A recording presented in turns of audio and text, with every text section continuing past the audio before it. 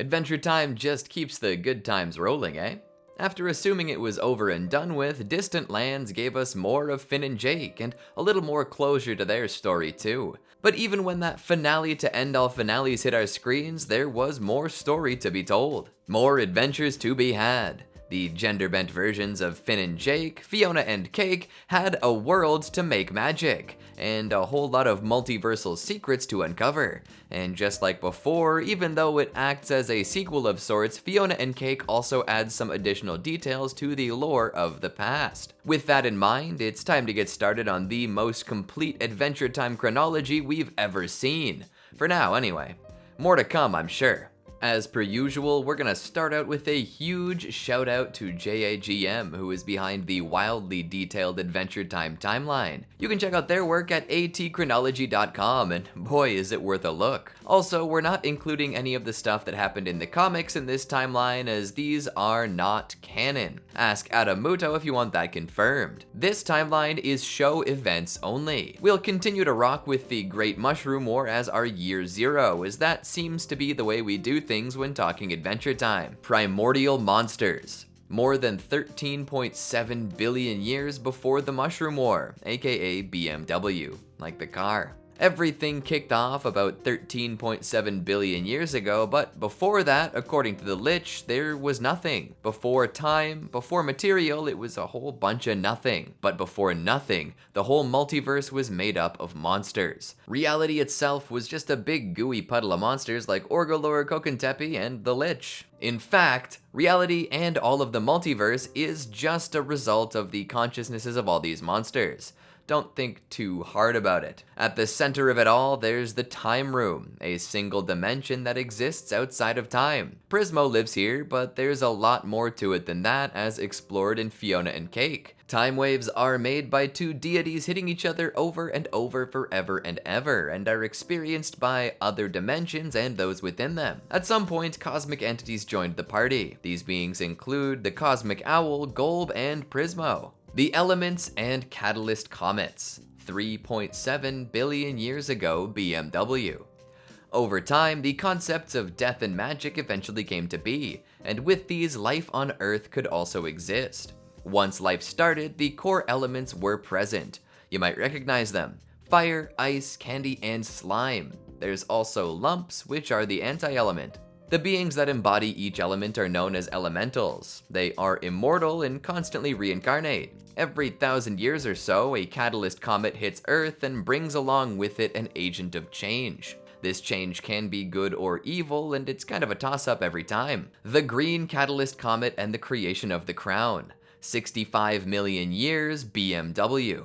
As the Cretaceous era wound down, Urgent's Evergreen, the ice elemental at the time, noticed that an odd comet was coming toward Earth. The oddness was compounded by the fact that it was writhing around. Evergreen, wanting to stop this comet, built a magic crown with phantasmal circuitry that would bind to the first being to wear it and grant them their deepest wish. The other elementals didn't want to go along with this plan and didn't really seem all that concerned with the creepy new comet. So Evergreen turned them all to ice and stole a lava dog's eyes to power his invention. The blind dog came back with a vengeance though and incapacitated Evergreen. This left Evergreen's mutated dinosaur assistant Gunther in charge of donning the crown and stopping the comet. Gunther didn't want to stop the comet though. He wanted to be Evergreen. So in donning the magic crown, he made it into an artifact that grants ice powers at the cost of the user's sanity and identity. It also gives them a crazy beard. The wearer's own identity is stored in the crown as well. The comet hits Earth and everything dies. And now the Lich is laying dormant on Earth, waiting for his opportunity to extinguish all life in the universe. Wizard City and vampires. Over 7 million years BMW.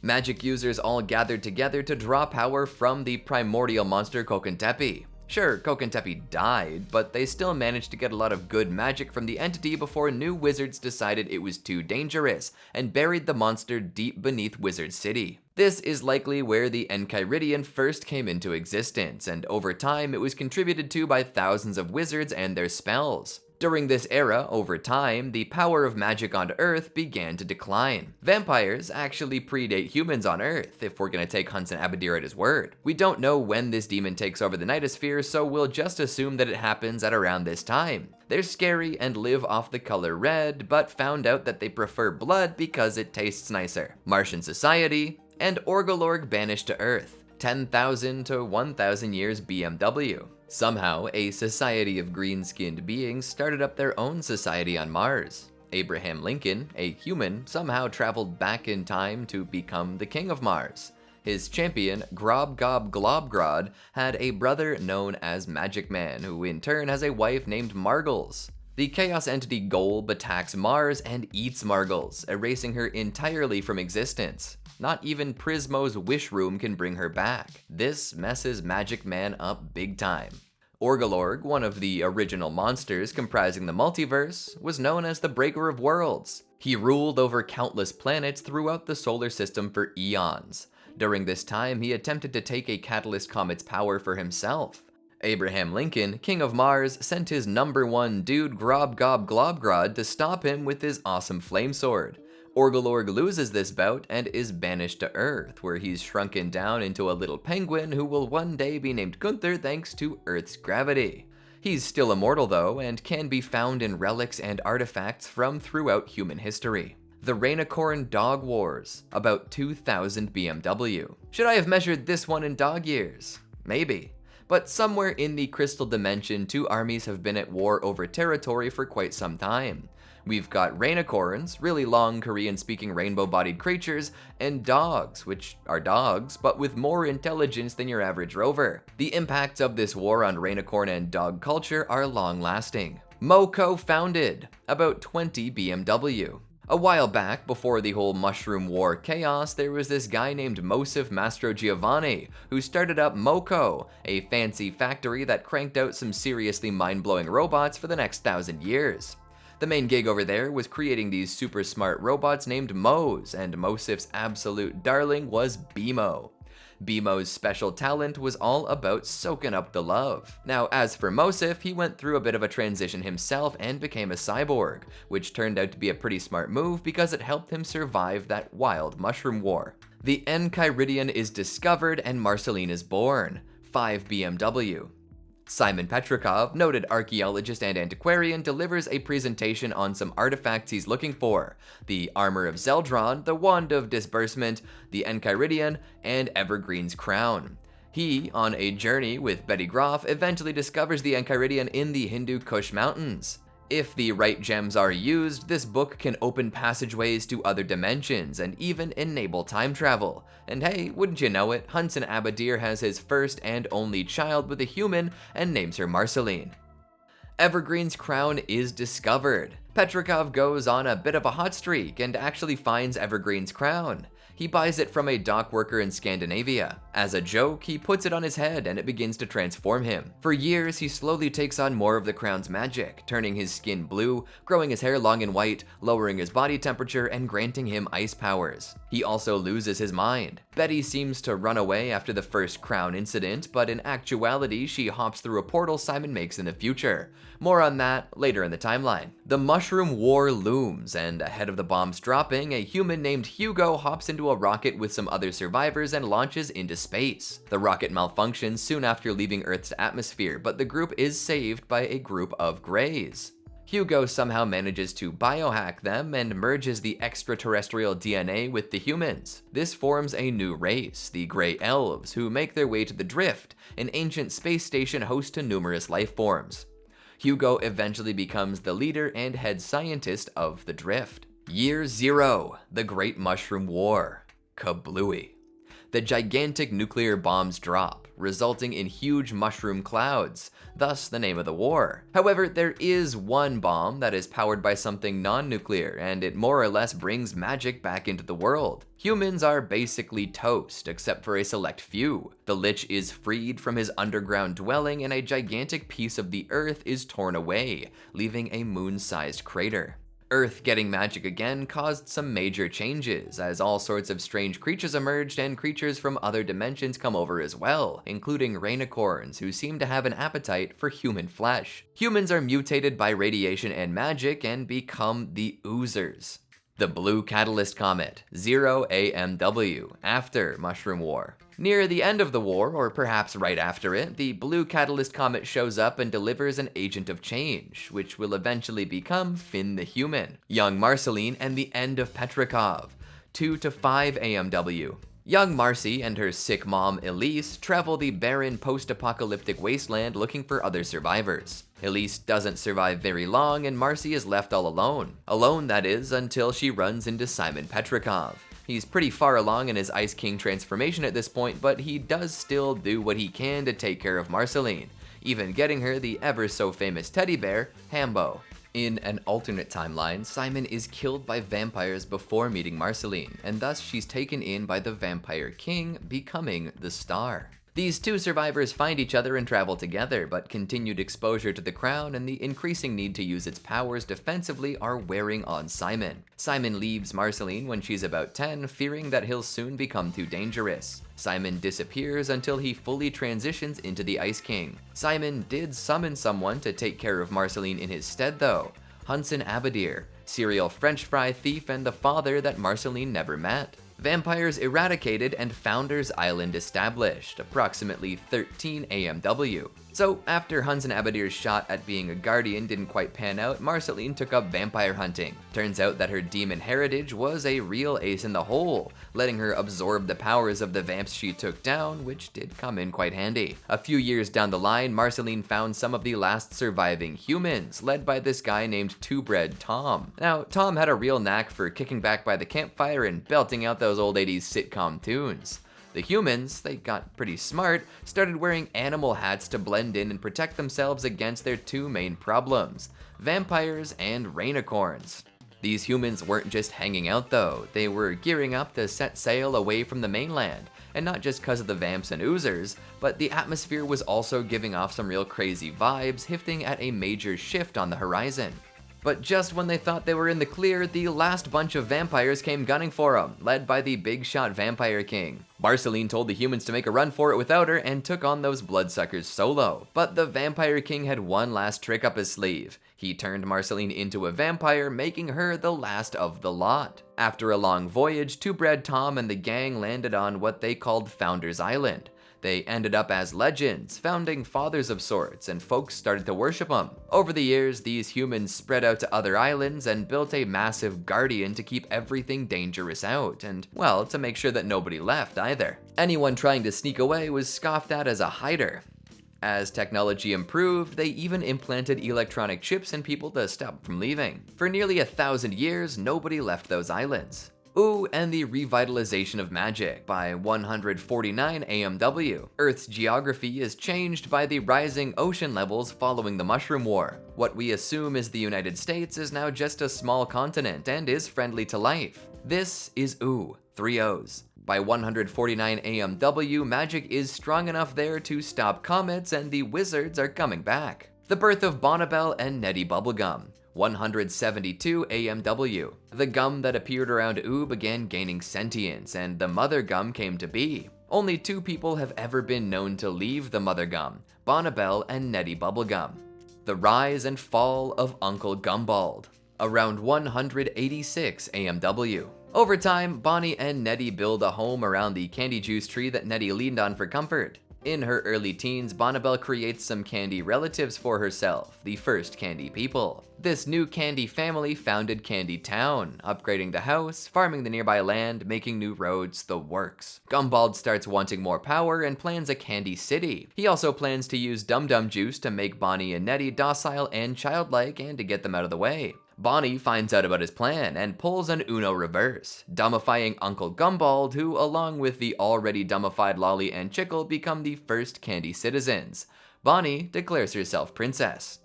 The Candy Kingdom grows, approximately 500 to 700 AMW. Bonnabelle, now Princess Bubblegum, borrows Gumbald's aspiration to build a candy civilization. Her kingdom slowly expands out of her tree home with Nettie. She creates Banana Guards and the Gumball Guardians, and she's sort of dating Mr. Cream Puff, the boyfriend that Gumball had previously made for her. To help her out, she also creates a new servant, Peppermint Butler.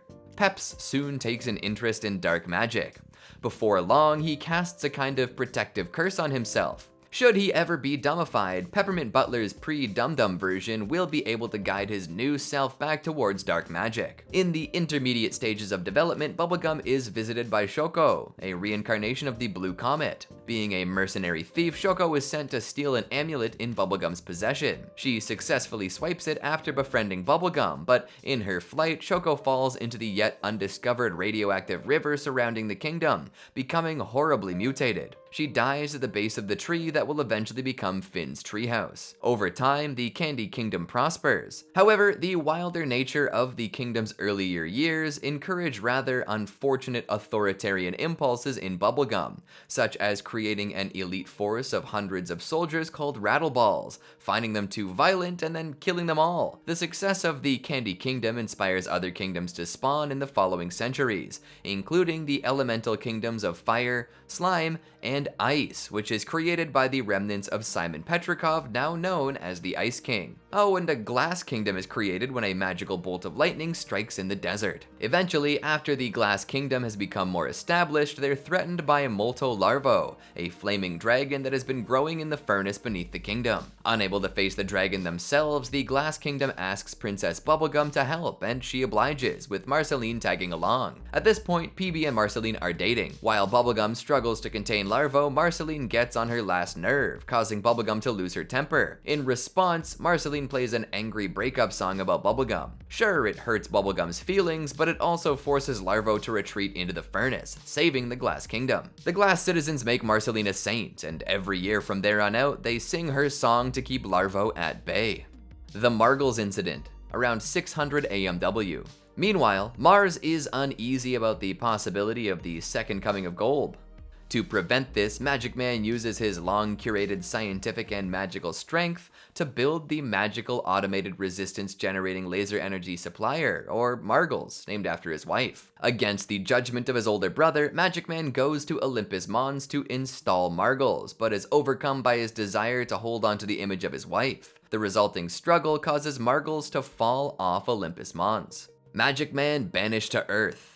798 AMW. After Olympus Mons, Magic Man's personality drastically changes. He starts unleashing a series of mean-spirited prank plagues upon the Martians, like turning Mars's water into hair that would make you go bald if you drank it. Sick of Magic Man's harmful antics, Abraham Lincoln and Grobgob Globgrod banish Magic Man to Earth. They supply him with a transporter to get back home though, but it only works through feeling love. Magic Man, who was understandably traumatized, thinks the transporter is just broken, so he simply continues being a jerk on Earth. The Winter King, 913 AMW. In a different universe, an alternate Simon, who is still not Simon, manages to avoid the negative effects of the crown by displacing the curse onto Princess Bubblegum. This results in a role reversal. Simon, as the Winter King, rules sanely over a wonderful Ice Kingdom, while Bubblegum goes mad and keeps trying to kidnap him. Billy versus the Lich, around 970 AMW. The Lich finally shows his loathsome face and starts taking Earth's life force and changing it into unholy power to destroy the land of Ooh. The legendary hero Billy doesn't like this though and kicks his butt into the candy tree at the heart of the Candy Kingdom. The Lich is imprisoned in amber, which will hold him there until someone comes close enough to have their mind entered. Lemon Grab and the Animals of Ooh, between 970 and 984 AMW. Princess Bubblegum realizes that if she bites the dust, the Candy Kingdom is in big trouble. To remedy this, she creates an heir to the throne. This ends up being the Earl of Lemongrab, and he's not really fit to be an heir. Bubblegum sends him off to rule over an empty kingdom, but he is still technically heir to the Candy Kingdom throne. Talking animals start appearing all throughout Ooh as well. Whether this is thanks to magic or interdimensional visitors is kinda up in the air though. Jake the Dog is born, 984 AMW. An alien shapeshifter, Warren Ampersand, serially bites and thereby impregnates creatures with his offspring in a long-con scheme to live forever. His victim this time is a dog in Ooh named Joshua. Joshua gives birth from the bump on his head as his wife Margaret gives biological birth. Their sons are named Jake and Jermaine, respectively. Finn Mertens is born and the first humans leave the islands, 984 AMW. On the islands, helper Minerva Campbell and reformed conman Martin Mertens give birth to their son Finn. When Finn is still a baby, people wronged by Martin in the past attack while Minerva's at work. Martin and Finn are chased onto a raft and barraged by a storm, and also that Guardian that we mentioned. You know, the one that stops people from leaving. Martin damages the Guardian and is thrown into the sea, while the massive wave from the Guardian's collapse sends Finn's raft deep into the ocean. They become the first people to leave the island since its founding. Finn survives the long voyage with a breadstick wand, literally a wand that produces breadsticks. The raft washes up on Ooh, making Finn the first actual non-vampire cyborg cursed wizard human in Ooh in nearly 1,000 years. He's found and raised by Margaret and Joshua. The island's most powerful seeker, Kara, is sent to look for Finn. She lands on Ooh but suffers complete amnesia. Martin is saved by pirates, having likely suffered brain damage and some memory loss. He reverts to his conman ways, his antics escalating to a cosmic crime that imprisons him in a celestial forest called the Citadel. The Epidemic. Around 989 AMW. Back on the island, a doctor starts conducting experiments that result in a virus killing more than half of the population. The fatality rate among helpers is 100%, so Minerva uploads her brain map to the island's computer, creating hundreds of Minerva bots. Humanity consolidates. Lady Rainicorn, around 990 AMW. The issues from the Rainicorn Dog Wars still permeate Crystal Dimension society, but after a dog saves the life of a Rainicorn pilot named Bob, Bob and his wife Ethel become indebted to the dogs. They have a daughter, Lady Rainicorn, who dates a racist Rainicorn revolutionary. She stops him from stealing a weapon from the dog military and has to flee to Earth. There she lives in a barn and befriends Princess Bubblegum. Jake is a bad boy. Around 990 AMW. Jake grows up in dog years and as such is fully grown when Finn is still a child. He graduates college and starts acting out. He pickpockets, sells stolen bikes, and then becomes the leader of a gang, which is where he meets Tiffany. He shakes this off and goes on the straight and narrow. This is where he meets Lady Rainicorn and learns to play the viola. BMO's mission, between 989 and 996 AMW. Of course, BMO's got some bonus lore in here. On a mission to grow potatoes on Mars, BMO bumps into a service droid and is transported to the Drift. When BMO arrives, the Drift is in poor condition and Hugo is trying to escape with his biohacked human pals at the expense of everyone else on the space station. BMO becomes the sheriff and befriends Y5. This duo works to expose Hugo's conspiracy and save the Drift. They fire him off of the station on a powerless Unity pod. Thus ends BMO's tenure as sheriff. He hops on a space lard and finds his way to Earth where he meets two new pals, Finn and Jake. Finn finds the Enchiridion and the Lich returns, 996 AMW. After the passing of Jake's parents, Joshua and Margaret, Finn and Jake move into their treehouse with BMO and kick off their time of adventure. They go to Crag Mountain and find the Enchiridion. Finn aces the trials, proves he's a hero, and gets the book. The snail, who's in every episode of Adventure Time, gets too close to the Lich's amber prison and gets got. The Lich uses his new lackey to crack open the amber, but Finn comes through and beats the Lich. Ice King shows up and kinda ruins everything though, dropping P-Bubs into the Well of Power. The Lich possesses the princess and a kaiju movie plays out. P-Bubs is taken down, but all of the candy biomass that got removed temporarily de-ages her down to 13. When Lemongrab proves to be entirely useless at ruling a kingdom, Bubblegum grows back up quickly to Finn's chagrin, and the snail is still possessed by the Lich. Finn and Jake Adventure, 996 to 998 AMW. Early episodes of Adventure Time are covered here with all of the hijinks you so fondly remember. It was a simpler time, that's for sure. Finn's crush on P-Bubs is a major factor, and he and Jake become protectors of the Candy Kingdom. Jake has some interpersonal issues with Finn and Lady Rainicorn, finding it hard to spend time with the both of them. Tiffany comes back and tries to kill Finn in order to be Jake's bestie again. Jake almost dies a whole bunch of times, is revived by the ancient psychic tandem War Elephant, and even has a croak dream involving the Cosmic Owl. Turns out it wasn't an actual croak dream, and he lives to adventure another day. Shelby the Worm cuts off their own butt, and the new worm pal Kent defeats the Rat King, allowing the treehouse to bloom for the first time in forever. Finn and Jake meet Marceline, who isn't too happy that they're squatting in her tree home. She kicks them out, but they do become friends in the end. Finn helps Marcy record the Fry song, but Jake is still distrustful of vampires. Hunts an Abadir is summoned from the Nightosphere, eats a whole whack of souls, and is promptly sent back. Finn loses his golden sword to a black hole and finds a root sword to replace it. Then he gets the demon blood sword from Joshua's dungeon and uses that for a while. All the while, Simon Petrikov has fully lost control to the crown and continues his life as the Ice King. He kidnaps princesses and attempts to befriend Finn and Jake. His actions aren't malevolent so much as they are misguided and creepy. He just wants to be liked. Finn starts dating the fire elemental, Flame Princess. Their courtship is contested by P-Bubs, who knows that if they smooch, it could cause Flame Princess to burn through the Earth's crust straight to the core. With the help of Jake, though, they do make it work for a bit. During this time, Princess Bubblegum's less savory personality traits come to a head. Her massive surveillance network is revealed, and her need for control over everything becomes more clear. She keeps cloning any citizen who dies and makes some questionable choices while engineering new beings. Fionna and Cake, 997 AMW. While Finn and Jake are out there doing fun stuff, Prismo watches on from his time room. He decides to make a dimension and comes up with a gender-bent version of Ooh. Fionna and Cake are born. Prismo isn't technically allowed to do this though, and so he hides the dimension inside of the Ice King's brain. Ice King believes this to be his own idea and starts writing them down as fanfiction.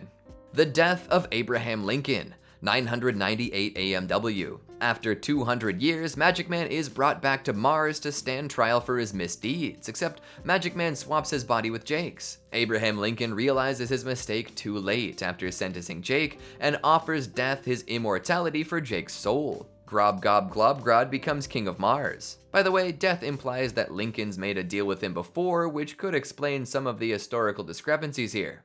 The Lich returns and Farm World timeline is created. 998 AMW.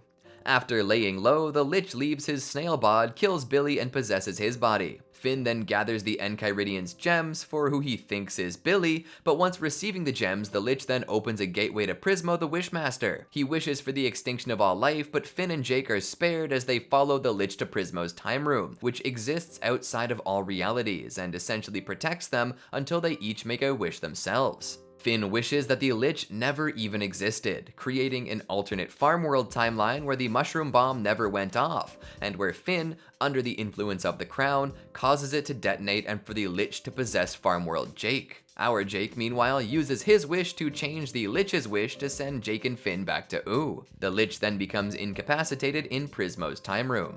Baby Jakes, 998 AMW. Finn and Jake are kidnapped by Ricardio, and PB and Lady Rainicorn head out to rescue them. Then it's revealed that Lady is pregnant. She gives birth to 5 pups: Charlie, TV, Viola, Kim Kil-Wan, and Jake Jr. These pups are the first generation of what will eventually become one of the, if not the #1 most dominant species in Ooh.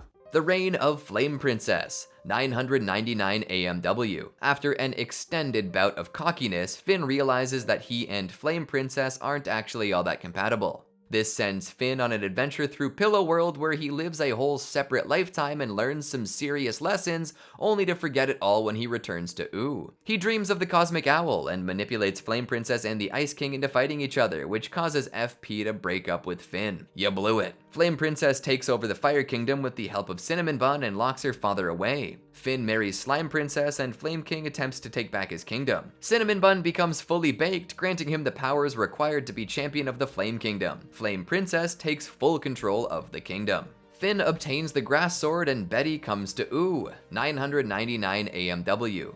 Finn's Demon Blood Sword is absorbed by a demon, so he goes out and buys the Cursed Grass Sword for $3. This is an incredibly powerful cursed blade made to be part of its user for all eternity. Finn figures out how to work the cursed blade to his advantage though, for now. Shortly thereafter, Betty Groff, Simon Petrikov's fiancée, jumps through that portal we talked about. She dedicates herself to saving Simon from the crown. Within the year, she becomes Magic Man's apprentice. Lemon Grab Shenanigans, 999 AMW. Lemon Grab becomes lonely ruling over his kingdom of nothing, so Bubblegum makes him a clone for company. The Lemon Grabs find the formula for creating candy people and start bringing all of their food to life. This results in famine and the breaking of Lemon Sweets, the porcelain son of the two Grabs. With this, the power balance of the cloned Lemon Grabs falls apart, and the kingdom gets pretty messy for a bit. Lemon Hope is found and is yoked with the expectations of the entire kingdom. He just runs away for a bit, but eventually comes back to save the earldom. After that, he just wants his freedom. The two Lemon Grabs are stitched together into one, and peace remains for a bit. Prismo's death, the Citadel jailbreak, and the Lich transformed, 999 AMW. Finn learns that his father is a prisoner in the Citadel and asks Prismo to help him. The Lich sees his chance and murders Prismo along with the sleeping old man, which gets the Lich imprisoned in the Citadel as well. The Green Ghast then opens up all of the crystal prisons, which kicks off a huge jailbreak. During the chaos, Finn manages to hit the Lich with some funky Guardian blood, which turns the evil being into a gigantic baby, aka Sweet Pea. Tree Trunks and Mr. Pig adopt this enormous infant. This whole ordeal awakens Finn to his dad's deadbeat nature. Martin abandons Finn, who had lost his arm while trying to keep him around. The arm isn't all gone, however, as the cursed sword left behind a little flower, one that eventually grew back into a full arm, this time with a bonus green thorn. Dirt Beer Guy, 999 to 1000 AMW. P-Bubs wants to test her banana guard, so she stages a fake kidnapping. The bananas are useless, and Root Beer Guy is the candy citizen who solves the case. This gets him promoted to captain of the banana guard. This is awesome until he dies on duty. But wait, he's resurrected by a lightning strike, becoming Dirt Beer Guy, and he takes over the Candy Tavern. Prismo Reborn and the creation of the Finn Sword, 999 AMW. Prismo enacts his Plan B, which is incredibly convoluted but involves pickles and dreams. Long story short, an alternate reality version of Jake sleeps for eternity to revive Prismo, while an alternate version of Finn has his consciousness shoved into a sword, henceforth called the Finn Sword. Grob Gob Globgrod returns, 999 AMW. A faux comet, which is actually Martin's spaceship, hurtles toward Mars off schedule to the real comet. To save his planet from destruction, Grob Gob Globgrod faces the comet head on, averting catastrophe but sacrificing their corporeal form and therefore their ability to rule Mars. The four heads of Grob Gob Globgrod come to circle the Earth like satellites. Normal Man, 999 AMW. Betty tries to figure out the rules to magic and what makes magic users tick. Turns out it's a combination of magic, madness, and sadness. Magic Man tries to use Glob's discarded helmet to transform into the Globhead. This transfers all of his powers to Betty, who then falls under the effects of wizard insanity. Without his powers, Magic Man is now Normal Man. The first Candy Kingdom election, 1000 AMW.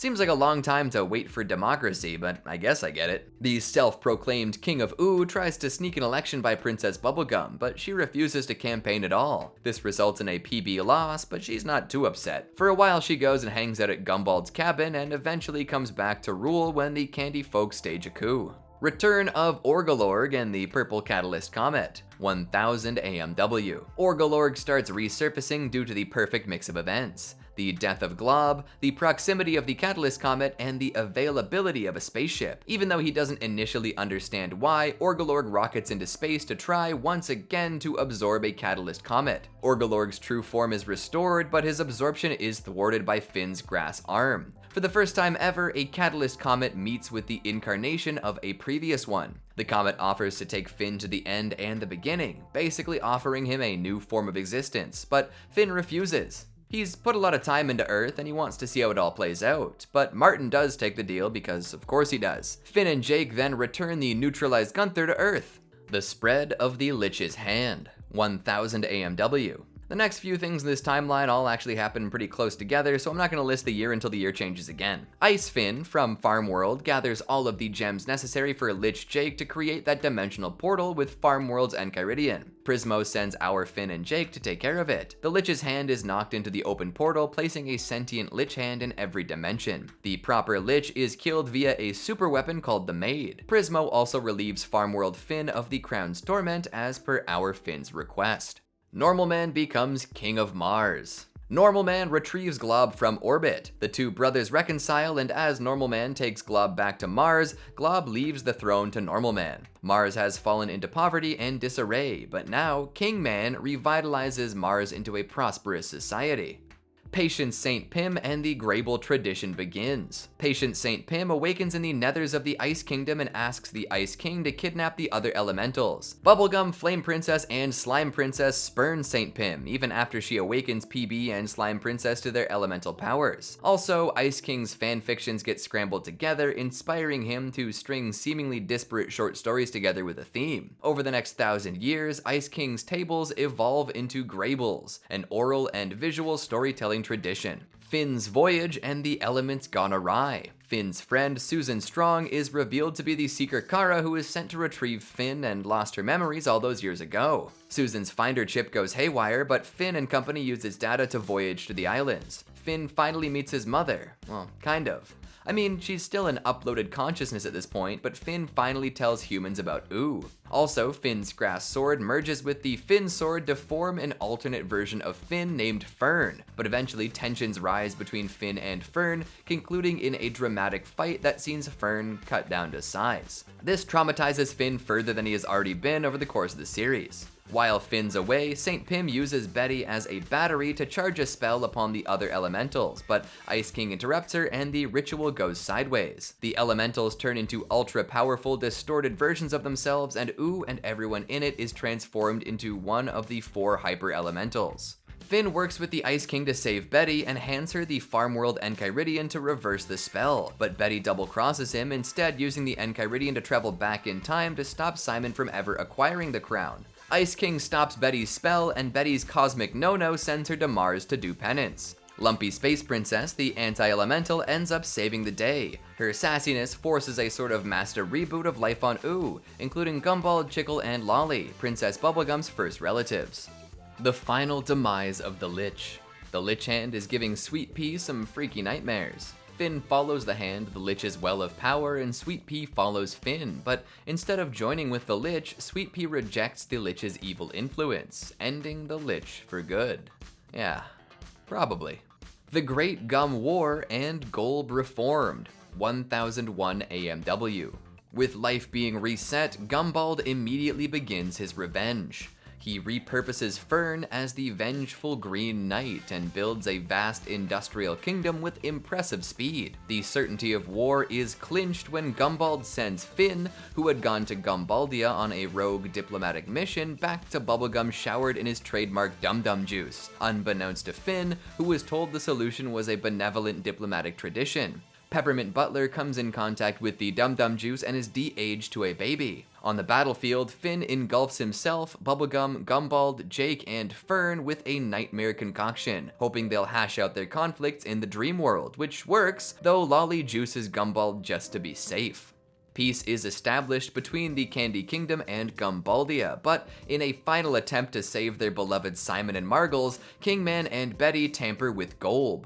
Golb descends upon Ooh and quickly overwhelms both armies. The Ice King, Betty, and Finn slip down the Maw of Golb, where they and the crown are reverted back to their original states as Golb digests them, meaning that once again, whoever wears the crown will have their greatest wish fulfilled. Back outside, the fighters realize Golb, being the embodiment of discord, has a weak spot: structure, like musical harmony. This enables Finn and Simon to escape, but Betty stays with the crown, unsure if its power will still work outside of Golb. She attempts to wish Golb away, which fails. She modifies her request to meet her truest, deepest wish, which is to save Simon at all costs. As a result, Betty's wish causes her to merge with Golb. Golb Betty then leaves Ooh. The crown is spat out and claimed by Gunther, who apparently wishes to become the Ice King, keeping the crown on brand. As the dust settles, the defeat of the grass curse back in the Nightmare Realm kills Fern. Finn plants his seed where Finn and Jake's treehouse was destroyed, and the tree grows to towering heights over 1,000 years. Humans return to Ooo, around 1003 AMW. After hearing Finn's tales, the humans decide to leave the islands. Nearly 1,000 years after their departure, a fleet of ships arrive to return human civilization to Ooo.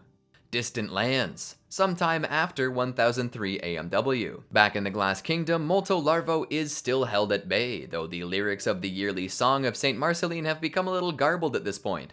Young Glass Boy is constantly ridiculed for the crack in his head, so believing Larvo to be dead, he sneaks into the furnace to repair his crack. Turns out Larvo is very much not dead, chases Glass Boy out of the furnace, and now reawakened poses a threat to the Glass Kingdom once again. To fix his mistake and save his home, Glass Boy sets out to the Candy Kingdom to seek Marceline's help. At this point, Marceline and Princess Bubblegum are back together, so once again they set out to save the Glass Kingdom. Trouble is, Marceline's song isn't enough to beat Larvo back. All it does is make Bubblegum feel bad. PB saw this coming, so she had the Moro follow behind with her scientific gear to set up a force field around the furnace's entrance. Marceline leaves the Glass Kingdom to rediscover her punk rock edge while Bubblegum stays behind to manage the force field. After some introspection and hearing an old message from her mother, Marceline returns to the Glass Kingdom, though her base is destroyed by Larvo's minion monsters along the way. Despite Bubblegum's best efforts, Larvo has broken free and is laying waste to the Glass Kingdom. Glass Boy, PB, and Marceline then lure Larvo back into the furnace. Trapped and ready to accept her fate, Marceline sings one last love song to PB. This time, the song touches Larvo so much that the beast's hard, flaming shell gives way to a docile, squishy creature that hid within. With Larvo defeated, the Glass Kingdom is safe. Meanwhile, Peppermint Butler is on a quest of his own. By now, he's grown into a schoolboy. Still spurned by the curse of his former self, the young Peps heads to Wizard City to relearn magic at Wizards. All the while, he needs to keep his true identity of the legendary dark wizard Peppermint Butler a secret, all while keeping his dark magic on the down low. Peppermint gets stuck into the Skink class, the lowest house on the Wizard's totem pole, alongside aspiring magician Kadabra. As Peps navigates the academic and social life of Wizards, he uncovers a terrifying conspiracy. A number of Wizards professors, and even the guy who runs the cafe, are part of the cult of Kokentepe. They've been working in the shadows to find a vessel powerful enough to host the resurrected Kokentepe. Sure enough, as a once powerful dark wizard, Peppermint is just the vessel they're looking for. Unlike Spader. When given the opportunity, Peps is on board for some extra power. He drinks the ichor from the heart of Kokentepe, becoming the new host for the dark monster. After a brief rampage, Kadabra manages to trick Peps/Kokentepe just long enough to land a blow, forcing him to puke up the ichor, restoring him to his original candy form. The Peppermint Butler curse ghost pops up once again to give Peps a hard time, but this time Peps stands up for himself. He yoinks the curse right out of his mouth, freeing himself from its influence. Although his identity is exposed to the remaining non-cult headmasters at Wizards, Peppermint Butler is allowed to stay on as a student. Fionna and Cake enter the multiverse. 1013 AMW.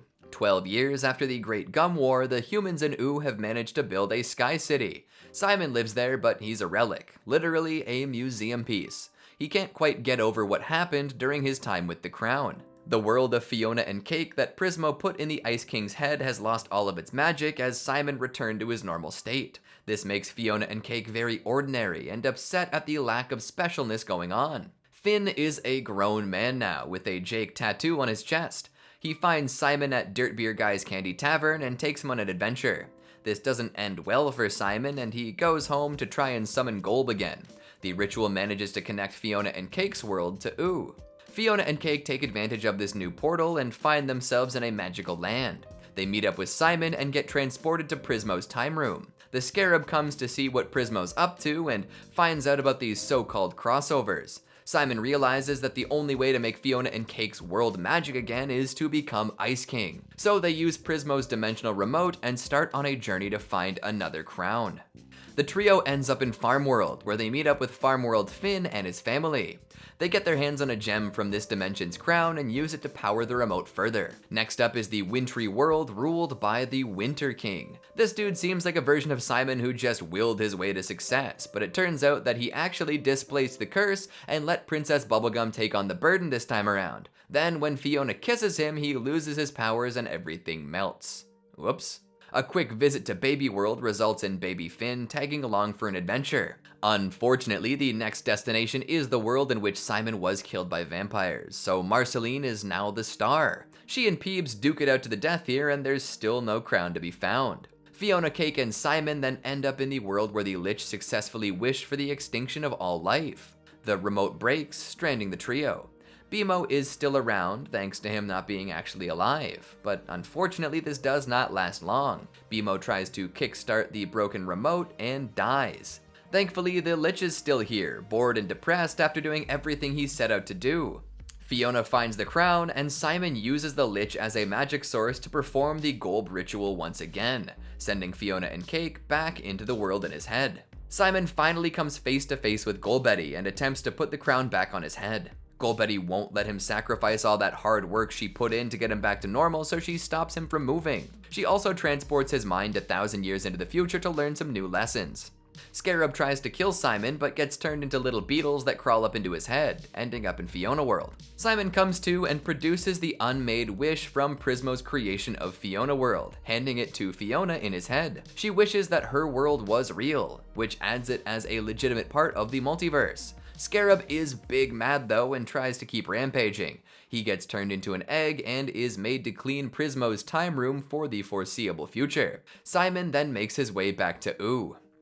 Space Candy Kingdom, 10,020 AMW. In 1000 AMW, Princess Bubblegum entrusted Tree Trunks' husband, not Mr. Pig, her other alien husband, with a capsule containing enough candy matter to start a new candy kingdom on the aliens' abandoned home planet. By 10,020, this candy colony would be up and running. Finn and Jake are dead. Late 1000s AMW. There's no telling how long Finn and Jake live out the rest of their lives. I can tell you though, they die. At some point. And Jake dies first.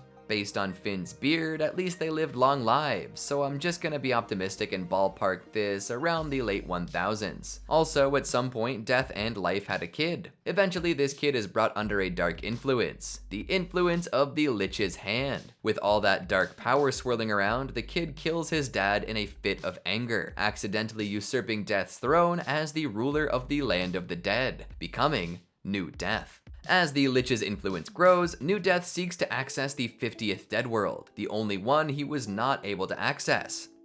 Now, in the land of the dead, Finn is desperate to reunite with Jake. With some help from Mr. Fox, Finn crosses paths with New Death and one of his undertakers, Jake's old friend, Tiffany Euler. Turns out that Jake is in the 50th Dead World, so New Death sees Finn as his ticket in. Finn gets his hand on Tiffany's harmonica, hopping from Dead World to Dead World, hoping to reach the 50th. After bumping into a number of old friends and acquaintances along the way, Finn finds his parents on the 45th level. However, New Death has been watching the whole time. The Lich's influence has finally boiled over too. Through New Death, he starts destroying the Dead World, starting with 45, seeking to truly end all life by ceasing reincarnation itself. Believing his parents' souls to be lost forever, Finn cries out and Jake finally appears, descending from the 50th Dead World. With the way to the 50th Dead World open, New Death finds his way in and promptly destroys it, sending all of the residing souls down to the horrid first Dead World.